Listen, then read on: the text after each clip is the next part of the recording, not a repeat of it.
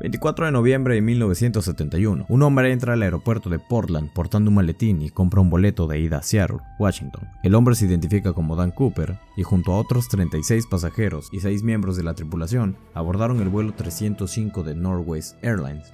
Al subir al avión, Cooper se ubicó en el asiento de en medio de la última fila. Pidió una bebida y se puso a fumar. Eran los 70s, se podía fumar hasta en una sala llena de enfermos con cáncer pulmonar. En cuanto el avión inició su ascenso, Cooper se giró y le dio a una de las sobrecargos de nombre Florence Schaffner un sobre con un mensaje escrito a mano, en donde Cooper afirmaba tener una bomba. Schaffner se sentó junto a él y confirmó que en el interior del maletín se encontraban lo que parecían ser 8 barras de dinamita. La neta es que las exigencias de Cooper eran bastante simples. Quería $200,000 en efectivo, 4 paracaídas. También solicitó que al aterrizar en Seattle estuviera lista una pipa cargada de combustible para reabastecer el avión y huir. Luego de unos minutos, Schaffner avisó al resto de la tripulación lo que estaba sucediendo, mientras que otra sobrecargo llamada Tina Mucklow permanecía junto a Cooper. Mucklow fue la intermediaria entre Cooper y el resto de la tripulación. Los siguientes 90 minutos, el vuelo 305 mantuvo un patrón de espera cerca de Seattle. Es decir, estuvieron dando vueltas en círculo, esto para darle tiempo a las autoridades de conseguir lo que Cooper les había solicitado. Recolectaron 10,000 billetes de $20 y los 4 paracaídas. No entendí bien por qué le dieron tantos billetes, pero pues el Cooper ya no iba a tener que batallar para conseguir cambio. Siendo las 5:45, el vuelo 305 finalmente aterrizó en Seattle. Cuando el avión se detuvo, el dinero del rescate y los paracaídas fueron entregados a Mucklow, quien los llevó dentro del avión. Cooper dejó que 2 miembros de la tripulación descendieran de la aeronave junto con el resto de pasajeros, muchos de los cuales no tenían ni idea del secuestro. Con el rescate pagado y los 4 miembros restantes de la tripulación a bordo, Cooper le pidió a Mucklow que le informara al capitán que quería volar a la Ciudad de México, pero no solo eso, Cooper le dio un par de indicaciones más para el vuelo. Pidió volar con el tren de aterrizaje abajo, los flaps a 15 grados y por debajo de los 10,000 pies. Las luces de la cabina deberían de estar apagadas y la escalera trasera tendría que permanecer extendida. Lamentablemente para Cooper, 2 de sus tantísimas peticiones no pudieron ser cumplidas. La primera, el vuelo a Ciudad de México. El avión no podía volar a esa distancia con el combustible que tenía, por lo que Cooper propuso aterrizar en Reno, Nevada, esto para reabastecer el combustible del avión y lograr llegar a su destino. La segunda, era imposible que el avión despegara con la escalera trasera desplegada. Cooper aceptó volar sin el despliegue de la escalera, siempre y cuando Mucklow permaneciera junto a él y le enseñara cómo extenderlas una vez que el avión estuviera en el aire. El vuelo 305 permaneció más de 2 horas en el aeropuerto antes de su despegue. No pasaron ni 5 minutos desde el despegue cuando Cooper le dijo a Mucklow que se fuera a la cabina y no lo molestara más. La última vez que ella lo vio, estaba parado en medio del pasillo, listo para saltar. Mucklow entró a la cabina, colocó el seguro y se quedó ahí junto al resto de la tripulación. 3 horas después, el vuelo 305 aterrizó sano y salvo en el aeropuerto de Reno. Cuando el avión se detuvo, la tripulación se dirigió cuidadosamente hacia la parte trasera del avión. Dan Cooper se había esfumado. La escalera trasera había sido extendida durante el vuelo, por lo que al aterrizar sufrió algunos daños. En cuanto supieron que Cooper ya no estaba en la aeronave, chingo de agentes del FBI subieron al avión para buscar algo que los llevara a atraparlo. ¿Cuál fue la sorpresa? Solo encontraron un clip de corbata, 8 colillas de cigarro y 2 de los 4 paracaídas. Según los testigos, Cooper era un hombre blanco de mediana edad, ojos café, pelo negro. Llevaba puesto una gabardina oscura, traje y zapatos negros. Luego de un rato en el avión, Cooper se puso un par de lentes oscuros para ocultar su identidad. Tras las declaraciones de los testigos, el FBI realizó un retrato hablado de Cooper. Antes de iniciar la búsqueda, el FBI tenía que determinar el momento en el que Cooper abandonó el avión. El principal problema con esto es que ninguno de los miembros de la tripulación vio saltar a Cooper. Lo único que tenían de información es que la última vez que hablaron con él fue alrededor de las 8:05, cuando le ofrecieron ayuda por el intercomunicador de la cabina. Unos minutos después, los miembros de la tripulación sintieron una vibración extraña en el avión, por lo que se resolvió el misterio de cuándo. Sin embargo, aún faltaba el dónde. A pesar de que Cooper había solicitado una configuración y destino de vuelo, nunca le dio la ruta al capitán, por lo que decidió tomar la ruta del vuelo conocida como Víctor 23.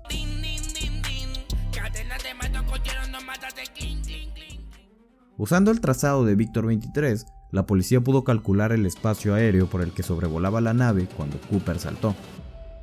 Al amanecer, el FBI montó una operación impresionante de búsqueda. Usaron helicópteros, aviones, chingo de gente por tierra, pero la cosa no era nada fácil.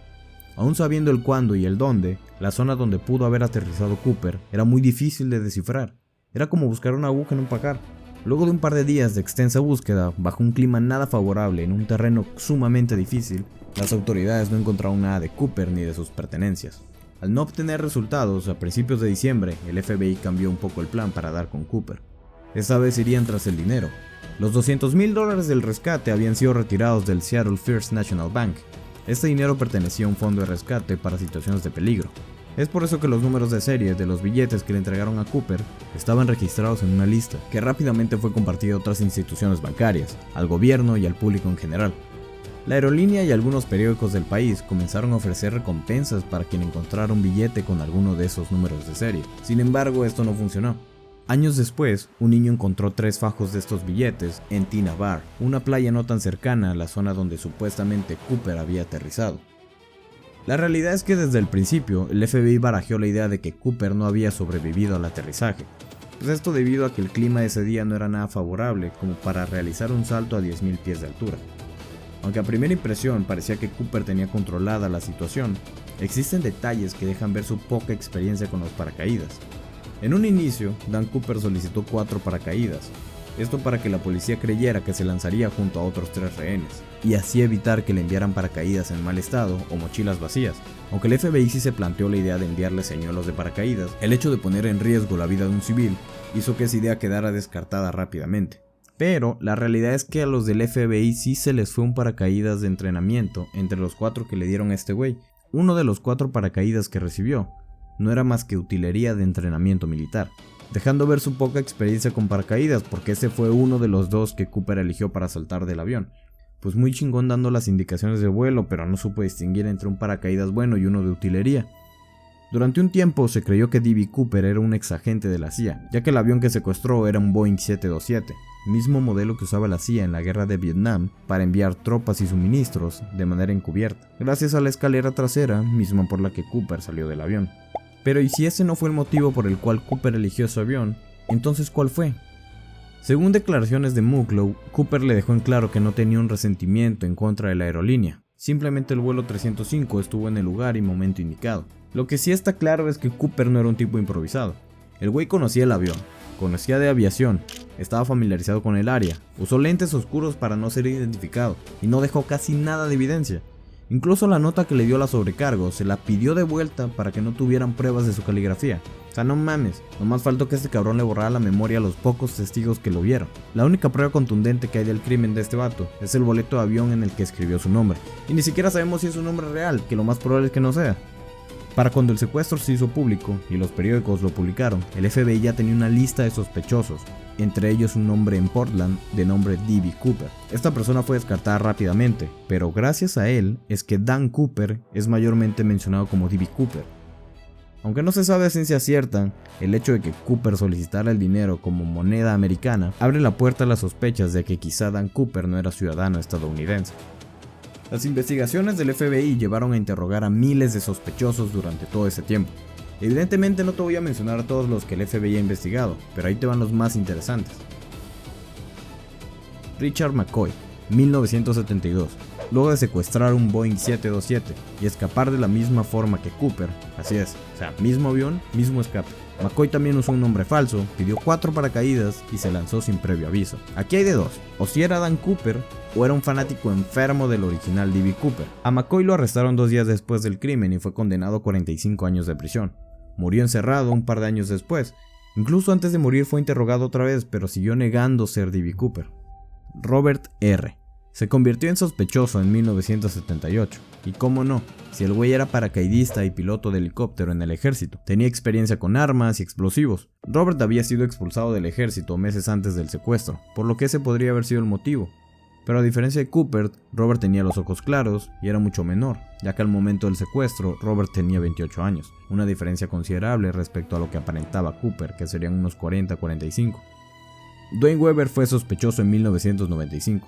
No solo le confesó a su mujer que él era Dan Cooper, también existían otros detalles que le daban credibilidad a su confesión. Weber tenía una bolsa similar a la que usó el FBI para entregarle el dinero a Cooper sufrió una lesión de rodilla el mismo mes en el que se llevó a cabo el secuestro. Un año antes de que el niño encontrara los 3 fajos de billetes en Dina Bar, Weber había ido a esa misma playa.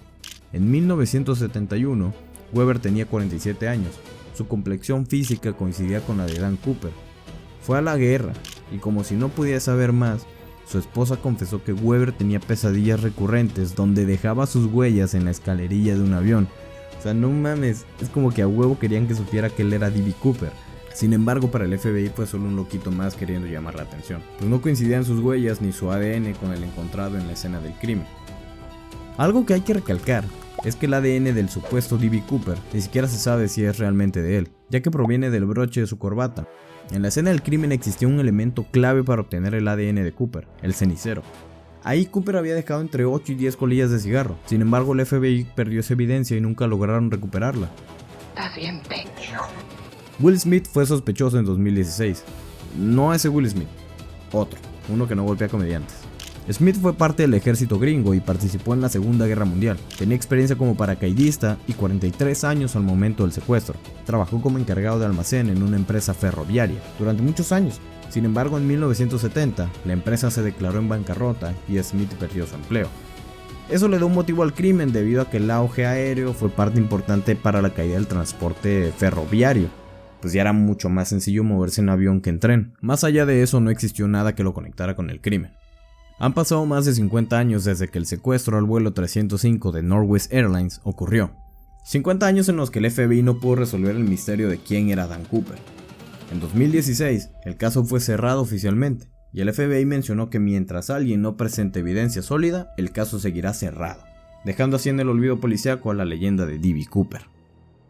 Y si quieres saber qué personaje quiso comprar Disney pero nunca pudo, chécate este video.